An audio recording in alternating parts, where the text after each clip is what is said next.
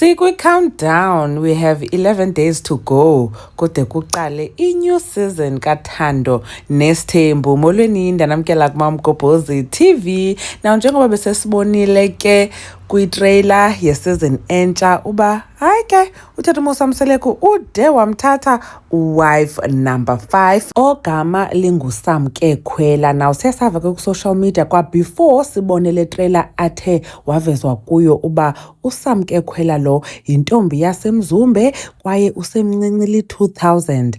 Now ke abantu bebengakholelwa uThando Mosamseleku nyhani uyamthatha wife number 5 because kudala kaloku season na season kumane kuthiwa uyathatha wife number 5.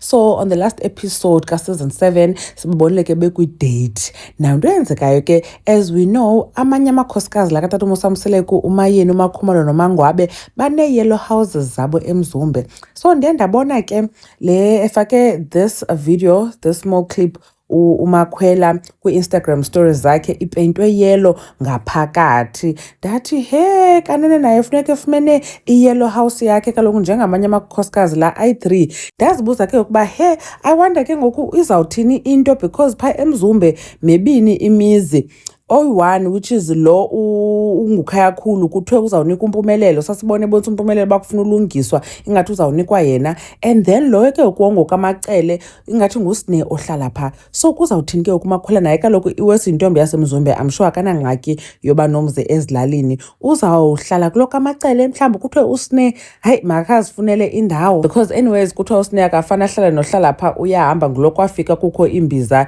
ezingundileyo. So mhlawumbi kodwa malungise lamza amacele ahlale kuwo cause uMacele yena akaphinda abuyele eMzumbe watsho ngoku akwazi uhlalisana namakhosikazi kaThando Mosamseleku okanye omyeni wakhe. And then ke ngoku uMpumelelo ngulokho usafuna uthatha amakhosikazi yena and ubhizi noTirelo mntakaba wamsho bazawutshata very soon. So noba lamzi ke uzawulungisa naye abe nawo. I wonder ngomphi azamnikwa yena naye kaloku ufuneka ene-yellow house yakhe njengamanye amakhosikazi.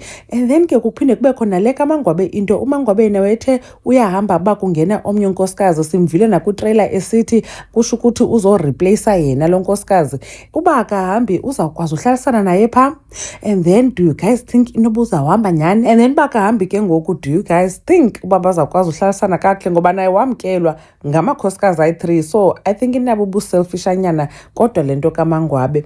Anyways khanitsho ke nakuba nicinga uba uMakhwela izawuthini into yakhe nendlu yakhe eyelo phaa kulaa Mzumbe. uMaMgobhozi uyandibona kwivideo elandelayo. Bye.